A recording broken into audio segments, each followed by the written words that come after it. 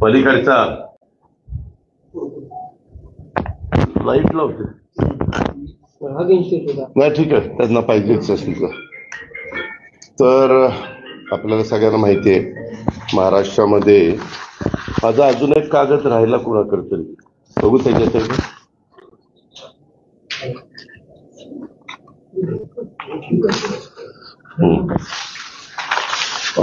महाराष्ट्रामध्ये जवळपास 9 वर्षानंतर स्थानिक स्वराज्य संस्था मधल्या नगरपालिका नगरपंचायतीच्या निवडणुका लागलेल्या आहेत. साधारण 288 नगरपालिका नगरपंचायतीला मतदान होणार आहे. कार्यक्रम जाहीर झालेला आहे, त्या भागात आचारसंहिता लागलेली आहे. मी काल पुणे जिल्ह्याचं माझ्या सहकार्य मित्रांना एकत्र घेऊन आढावा घेतला आणि त्याच्या आधी सोमवार ते शुक्रवार मी मुंबईमध्ये राज्याच्या बद्दलचा मी सुनील तटकरे आणि बाकीचे आमचे सगळे सहकारी आम्ही सगळ्यांनी मिळून तो आढावा घेतला.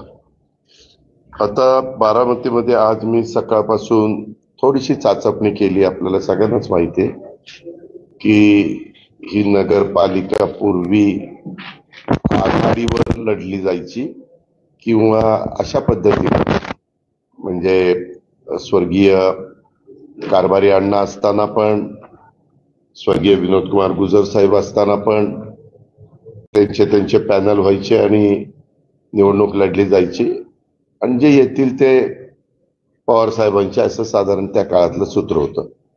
पण ज्यावेळेस बारामतीकरांनी मला 91 साली खासदार केल्यानंतर मी ठरवलं की बाबा आपण पक्षाच्या चिन्हावर किंवा पक्षाच्या नावावर का नाही निवडणूक लढवायची. कारण काय होतं, आघाडीमध्ये तुम्हाला व्हीप बजावता येत नाही, तुम्हाला काही मर्यादा पडतात आणि ज्यावेळेस तुम्ही पक्षाच्या चिन्हावर लोकांना निवडून आणता त्यावेळेस पक्षविरोधी काही गोष्टी झाल्या वगैरे तर त्याच्यामध्ये आपल्याला पुढच्या गोष्टीची कारवाई करता येते. अशा सगळ्या गोष्टीतनं मग मी त्या काळापासून सुरुवात केली आणि मला आनंद आहे, बारामतीकरांनी नेहमीच मला साथ दिली. चढ उतार आले गेले वेगवेगळे राजकीय, परंतु सर्वसामान्य बारामतीकर माझ्या पाठीशी खंबीरपणे उभा राहिला हा आजपर्यंतचा माझा अनुभव. त्याच्यावर मी स्वतःला समाधानी समजतो.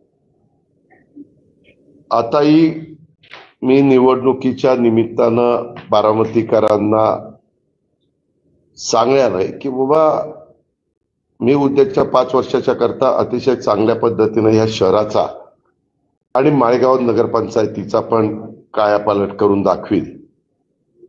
जे काही लोकप्रतिनिधी नगरसेवक नगरसेविका म्हणून निवडून जातात, नगराध्यक्ष म्हणून निवडून जातात, ते त्या भागामध्ये चांगलं काम करून घेण्याची जबाबदारी सर्वस्वी माझी राहील. कारण गेले 35 वर्ष मी तुमच्या सगळ्यांचं प्रतिनिधित्व करतो.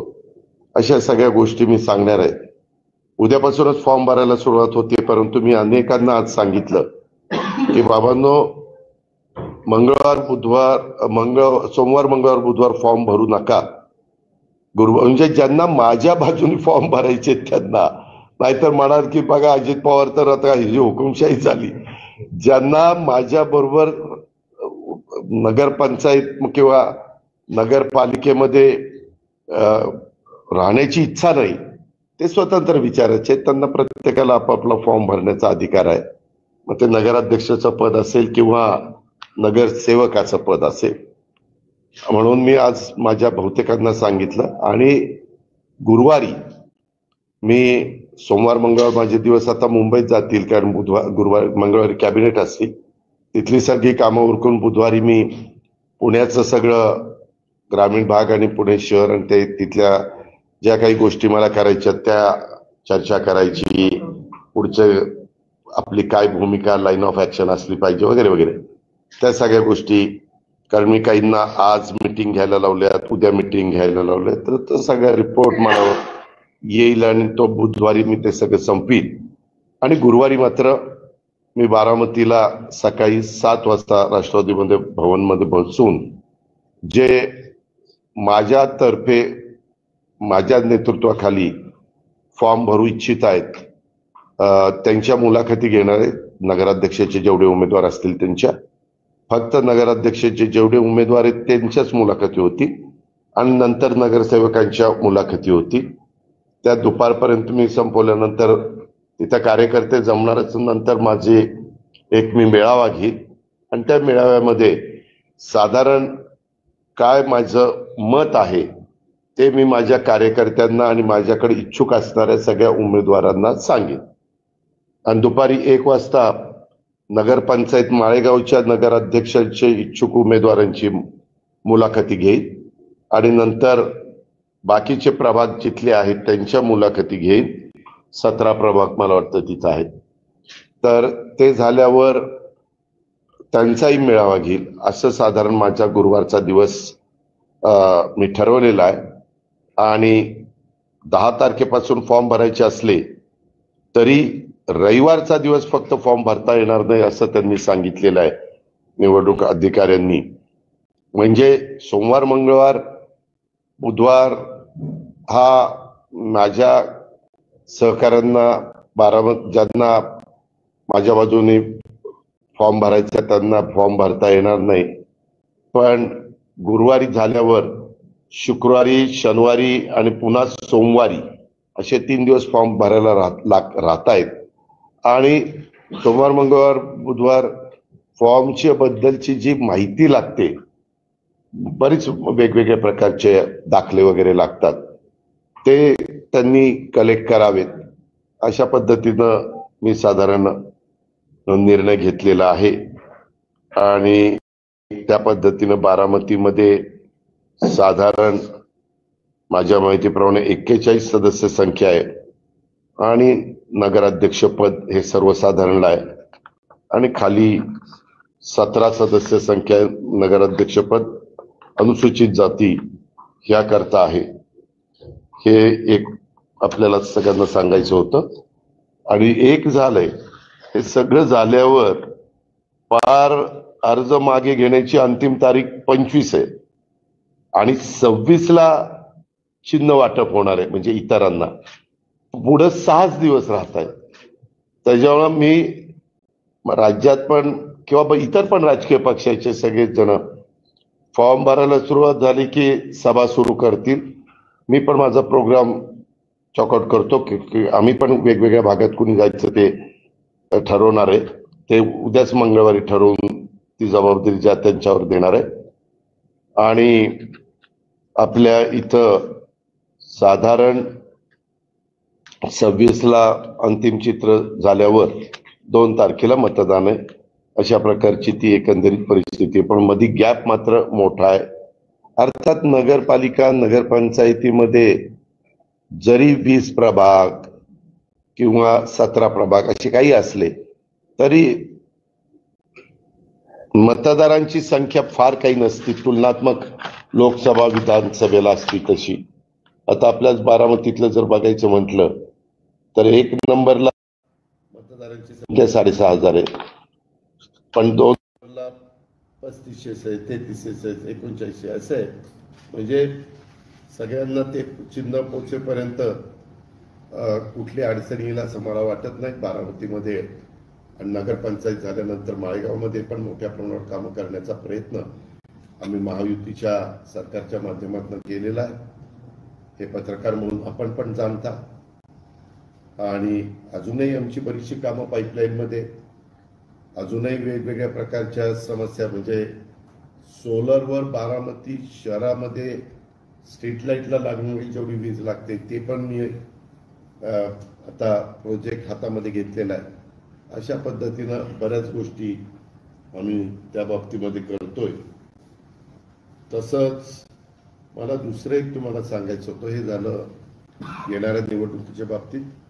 बाकीची पण जबाबदारी जेजुरीची, सासवडची, फुरसुंगी, उरळी देवाची किंवा इकडं दौंड, इंदापूर, शिरूर, खेड, म्हणजे राजगुरुनगर, चाकण, आळंदी, तळेगाव, दाभाडे, वडगाव, मावळ, लोणावळा, तिकडं भोर, तिकडं जुन्नर, आता नवीन मंचर झालंय, अशा वेगवेगळ्या निवडणुका होणार आहेत, त्याच्याबद्दल पण आम्ही सगळेजण लक्ष ठेवून आणि राज्यात पण चाललेलं आहे तिथं पण आम्ही पण लक्ष ठेवून, आमचे मित्रपक्ष पण लक्ष ठेवून आहेत आणि समोरचे विरोधक पण लक्ष ठेवून, हे मला आपल्या सगळ्यांच्या निदर्शनास आणून द्यायचं होतं. दुसरं, मधल्या काळामध्ये काही घटना घडल्या त्याच्याबद्दल स्पष्टपणे मी माझी भूमिका मांडली आणि त्याच्याबद्दल इन्क्वायरी पण सुरू झाली, FIR पण दाखल झाली ज्यांच्या सह्या आहेत त्यांच्यावर, आणि चौकशी पण सुरू केलेली आहे. 1 महिन्याची मुदत मुख्यमंत्री महोदयांनी दिलेली आहे आणि त्यावेळेस सगळं वस्तुस्थिती काय ती जनतेच्या समोर येईल. 1 रुपयाचा व्यवहार न करता नुसते आकडे लिहून कसा कागद होऊ शकतो ते आजपर्यंत मला काही कळलेलं नाहीये आणि त्याच्यावर मी पण आश्चर्यचकित झालो की असं कसं, ज्या रजिस्टर ऑफिसच्या व्यक्तीने हे नोंदणी केली त्यांनी कशामुळे ही नोंदणी केली, काय त्याला असं घडलं की त्यांनी चुकीचं काम केलं, अशा सगळ्या गोष्टीचा वस्तुस्थिती आपल्याला महिन्यांनी कळेल. कारण सगळे चांगले अधिकारी मुख्यमंत्री महोदयांनी त्या कमिटीवर नेमलेले आहेत. ते सुरू झाल्यावर पत्रकार मित्रांनो काय होतं, निवडणुका जवळ झाल्या की आमच्यावर आरोप सुरू होतात, कुठनं तरी काहीतरी. मागेही तुम्हाला आठवत असेल की असाच 2009ला का 8ला 70,000 कोटीचा आरोप झाला.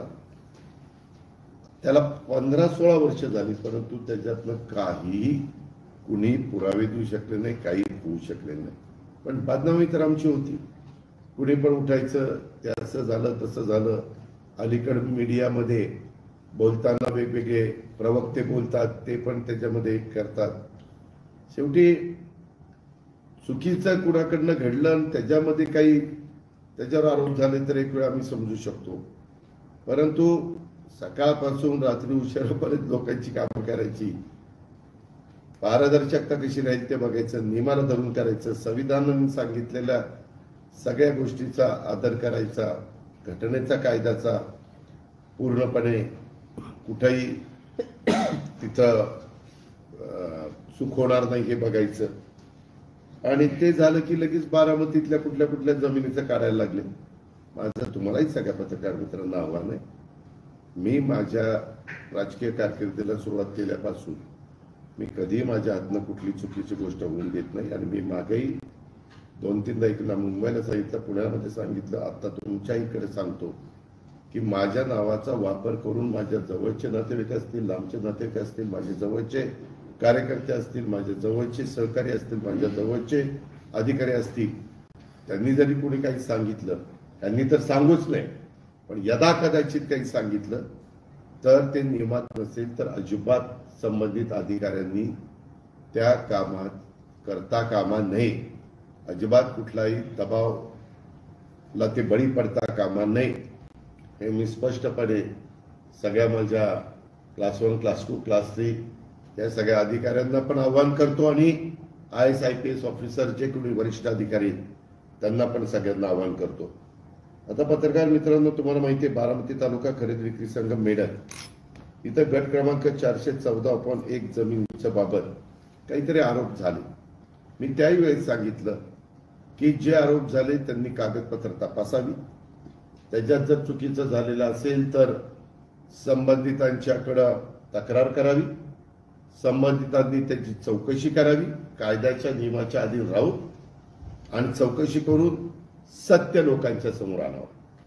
आता ही 25/3/1994 रोजी जिल्हाधिकारी पुणे यांनी तहसीलदार कार्यालयामार्फत जमीन मिळणे कामी खरेदी विक्री संघाने प्रस्ताव दिला होता. कधी 94 साली.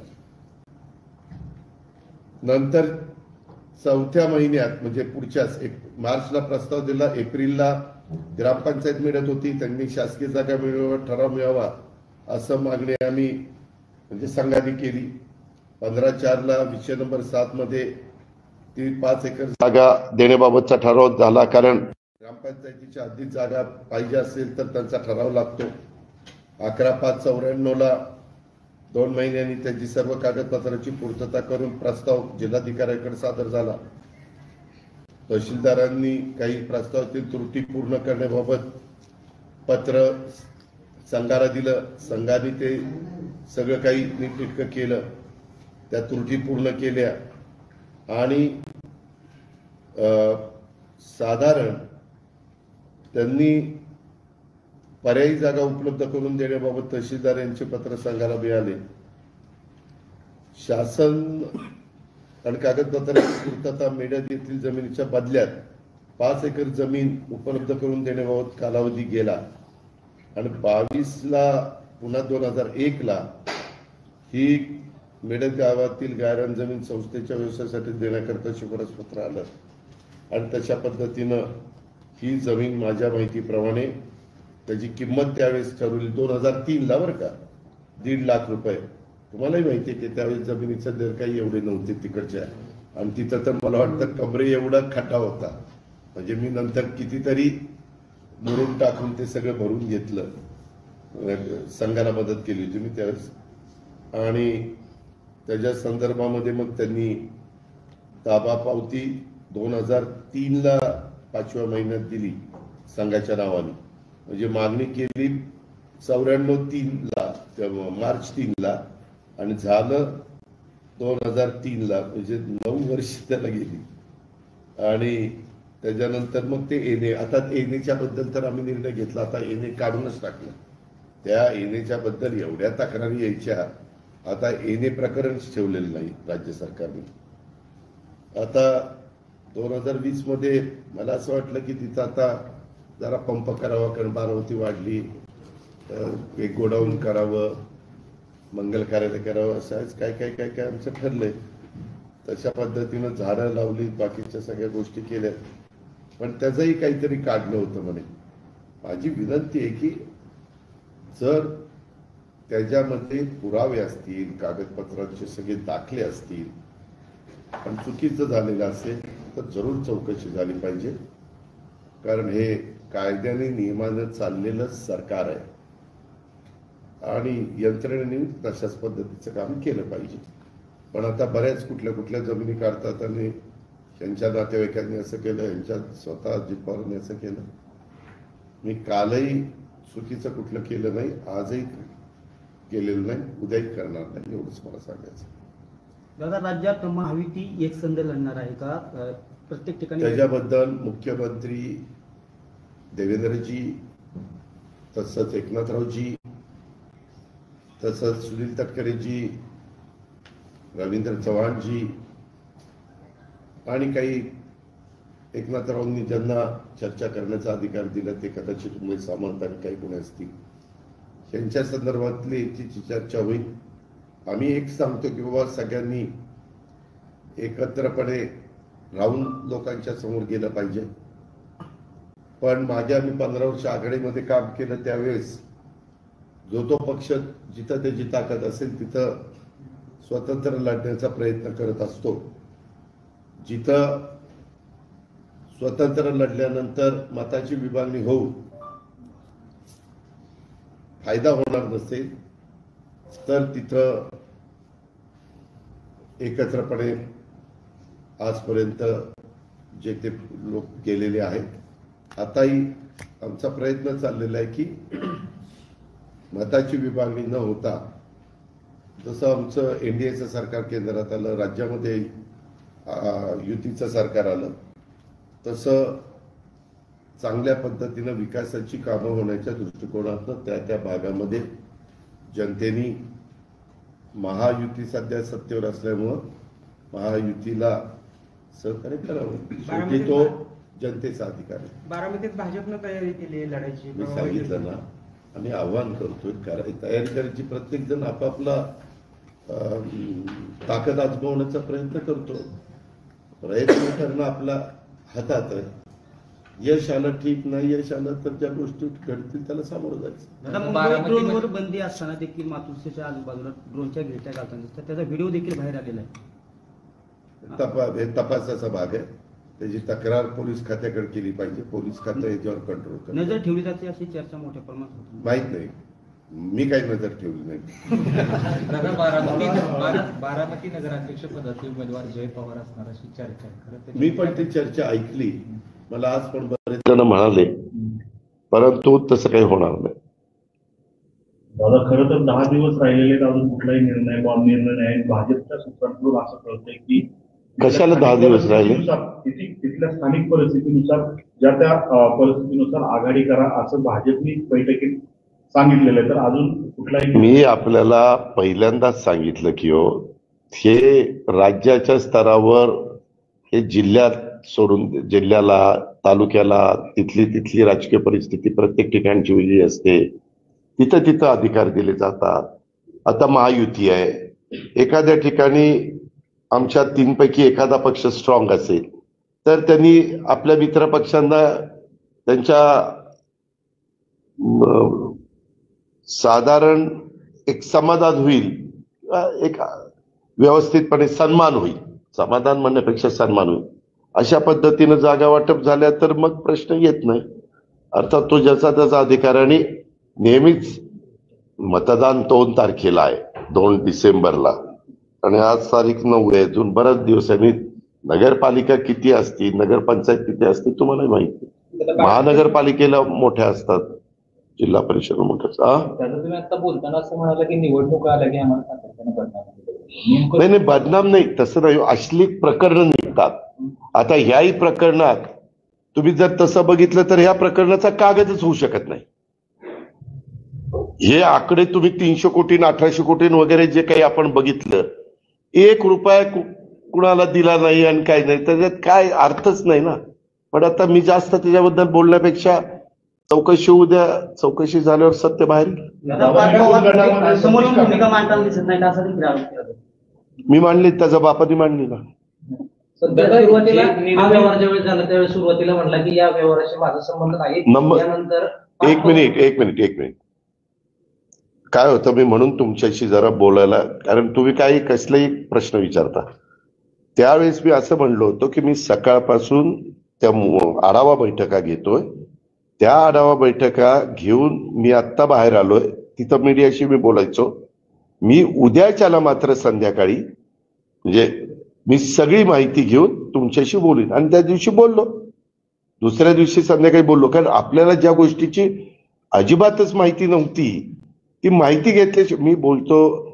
अजित पवार म्हणून पण बोलतो, परंतु तुम्ही लावताना राज्याचे उपमुख्यमंत्री अजित पवार असं म्हणले. मी जरी म्हणलो आता मी एक नागरिक म्हणून बोलतो, तरी तुम्ही सांगताना काय म्हणणार, हा उपमुख्यमंत्री स्टेटमेंट केलं म्हणणार ना.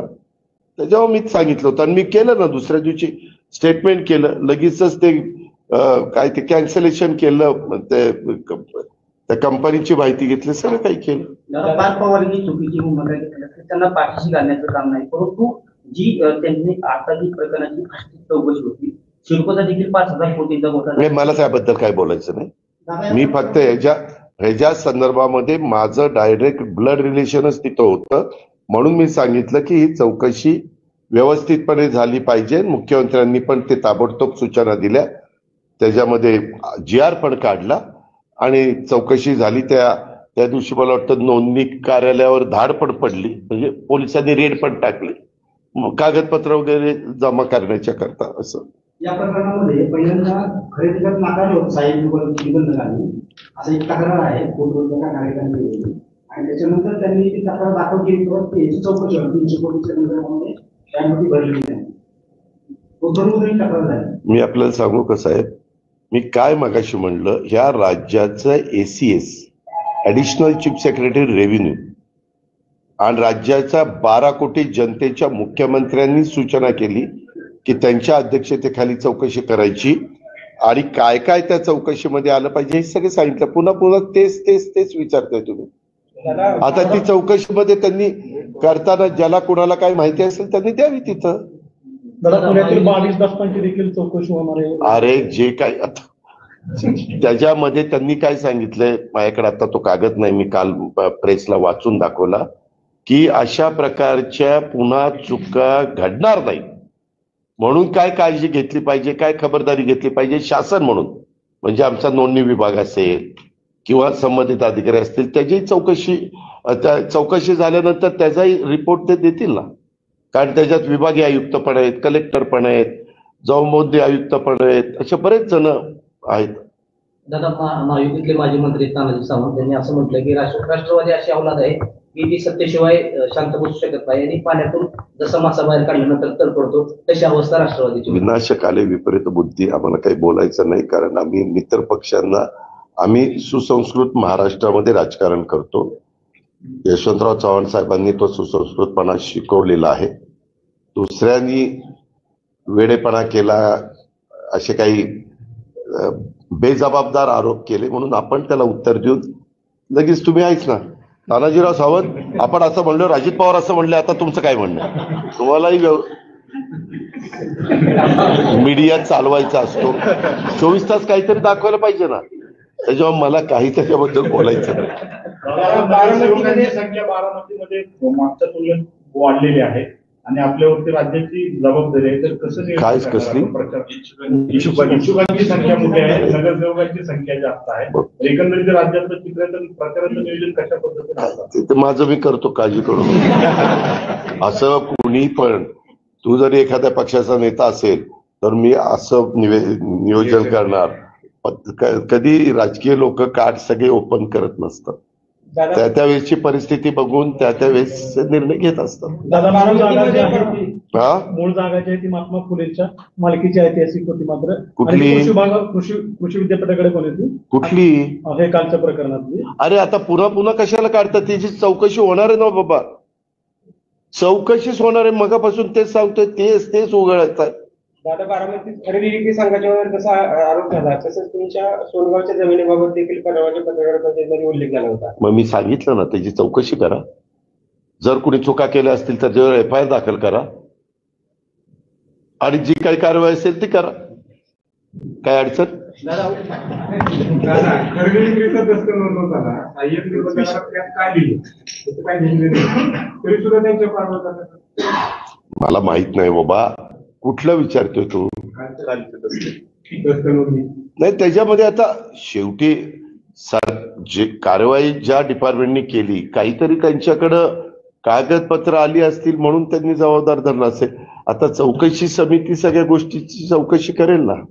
बारामती नगर परिषदेमध्ये प्रश्न आहे. आपल्याकडे कंत्राटी कर्मचारी आहेत, एक संस्था आहे त्या नावाची, ती संस्था पगार चोरी करते कर्मचारी. तक्रार करा. आता आचारसंहिता लागली, त्याच्यावर आता काही सांगितलं तर आचारसंहितेच्या काळात मतं मिळवण्याच्या करता अजित पवारांनी सांगितलं डोक्याला ताप नको तिथं. नाही विषय नाहीये, मग आपल्या बारामती शहरामध्ये बाहेरचे कंत्राटदार येऊन अशा पद्धतीने बारामती नागरिकांची पगार चोरी करतात, हा विषय. हो, विषय आहे. आता मला त्याची चौकशी करता येणार नाही. ती चौकशी करायची म्हटलं तर चीफ ऑफिसरला विचारावं लागेल. आता आचारसंहिता सुरू झालेली आहे. हे सगळं जानेवारीमध्ये संपल्यानंतर आपण एकदा या, मला भेटा, आपण संबंधित अधिकाऱ्याला बोलू आणि चौकशी करू. हा प्रश्न केला होता, तर तुम्ही संबंधित मुख्याधिकाऱ्यांना सांगितलं होतं, त्याच्यापुढे काही कारवाई. त्याची बदली झाली, आता नवीन आलाय, आता परत या. नगराध्यक्ष महिला असेल का? अजून मुलाखती घेतलेल्या नाही. मुलाखती घेऊन कोण कोण इच्छुक आहे, नक्की मनापासून कोण इच्छुक आहे, त्यांचं मागचं साधारण कामकाज कसं त्यांनी आतापर्यंत केलंय, काय सामाजिक कामं केली, काय जनमानसामध्ये त्यांना सपोर्ट मिळतो वगैरे वगैरे, ह्या सगळ्या गोष्टी तपासल्या जातील, पाहिल्या जातील, समजून घेतल्या जातील. मग मग मी निर्णय. नगरपालिकेच्या इलेक्शनात 2 राष्ट्रवादी पवार साहेब. अरे पहिल्यांदा मुलाखती तर घेऊ दे, मुलाखती घेऊन मग ठरवणार ना. दादा यावेळेस नवीन चेहऱ्यांना बऱ्यापैकी संधी मिळेल का? मुलाखती घेतल्यानंतर त्या मुलाखतीमध्ये म्हणजे प्रश्नाची जाण असणारे उत्तर व्यवस्थितपणे. आज पण काही जण आले, काही प्रश्न विचारले तर काही सांगता आलं नाही त्यांना, काही म्हणजे नाही तुम्ही तिकीट द्या, मग निवडून आल्यावर करतो दादा सगळं. झालंय दादा, काय झाले, काय प्रभागामध्ये नगरसेवक 5-5 वर्ष करून दाखवले नाही, ते राष्ट्रवादीचे देखील. त्यावेळेस कसं नागरिक म्हणतात की तेव्हा का कुणीच मन कवडा नसतो. उद्याच्याला अनेक खासदार आमदार लोकप्रतिनिधी निवडून जातात, ते पुढं 5 वर्ष चांगलंच काम करतील असं कोणी खात्रीने सांगू शकतं का? नाही. त्या निवडून गेलेल्या व्यक्तींनी पण तसं काम केलं पाहिजे आणि लोकांनी पण विचारपूर्वक असणाऱ्या उमेदवारांच्या मधनं बाबा दिला आपल्याला बाबासाहेब आंबेडकरांनी अधिकार, तो व्यवस्थितपणे समाजाचं भलं करणारा आहे का, सगळ्यांना बरोबर घेऊन जाणारा आहे का, जातीय सलोखा ठेवणारा आहे का, ह्या सगळ्या गोष्टी बघायच्या दादा असतात. आपण बारामती शहराची लोकसंख्या पाहिली तर बारामती शहरामध्ये जवळपास 50% अधिक ओबीसी आहेत. मग असं असताना यावेळी सर्वसाधारणमध्ये ओबीसी नगराची संधी आपल्या पक्षाच्या माध्यमातून दिली जाणार का?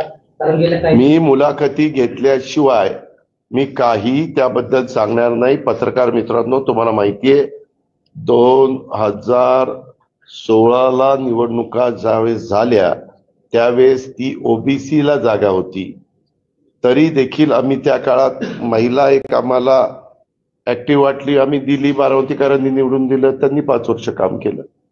त्याच्यावर आता मला अजून उमेदवारच नक्की कोण कोण आहेत ह्याची आज काही भेटले, पण माझी जी कामाची पद्धत आहे, आज गेले 35 वर्ष मी किती निवडणुका केल्या, किती आमदारकीची तिकीट दिले, खासदारकीची तिकीट दिली, मंत्री केले, राज्यमंत्री केले, अनेक जणांना केले ना, केले का नाही केले. मग त्याच्यामध्ये थोडंफार आम्हाला जरा त्याच्यातलं काही गोष्टी माहिती आहेत, त्या मी गुरुवारी हे करून एवढ्या आपल्या महत्वाच्या बारामतीचं प्रतिनिधित्व करत असताना ती व्यक्ती प्रथम नागरिक आहे, म्हणजे उद्याच्याला आपण जी काही निवडून देणार आहे किंवा नगरपंचायत माळेगावला पण तीच गोष्ट आहे, तर त्या पद्धतीने मी करीन. दादा नगराध्यक्ष पदासाठी मोठ्या प्रमाणात इच्छुक आहे, पण कोणते निकष नगराध्यक्ष पदासाठी माझ्या मनाला जे योग्य वाटतील ते निकष. दादा विरोधकांकडून साक्ष मागवली. पार्थ पवारांनी एक मिनिट ऐक ना, मी ह्याचं उत्तर मुंबईला पण दिलं, मी ह्याचं उत्तर पुण्याला पण दिलं, तरी तुला अजून हौस आहे प्रश्न विचारायचे. त्यामध्ये चंद्रशेखर बावनकुळे असे म्हणाले की तो कागद करत असताना जे तिथं सह्या केल्या, ज्यांनी जे तिथं आतमध्ये येऊन जबाबदार होते त्या तिघांच्यावर कारवाई केली FIR मध्ये. दादा काल राधाकृष्ण विखे पाटील यांनी शेतकऱ्यांबाबत एक वक्तव्य केलं की स्वतःचे शेतकरी स्वतःच्या काढतात आणि कर्जमाफीची वाट पाहतात. खऱ्या अर्थाने शेतकऱ्यांच्या जखमेवर मला शेतकऱ्यांच्या बद्दल आम्हाला आदर आहे. शेतकरी हा बळीराजा आहे, लाखाचा पोशिंदा आहे. त्या संदर्भामध्ये मी नक्की विखे पाटील साहेबांनी, कारण विखे पाटील साहेब पण शेतकरी आहेत, मी पण त्यांना अनेक वर्ष आम्ही एकमेकाला ओळखतो. मी त्याच्याबद्दल असाही प्रश्न मला माझे बारामतीचे पत्रकार मित्र विचारत होते, नक्की काय झालंय त्याची माहिती घेईल आणि मग गुरुवारी तुला उत्तर देईल.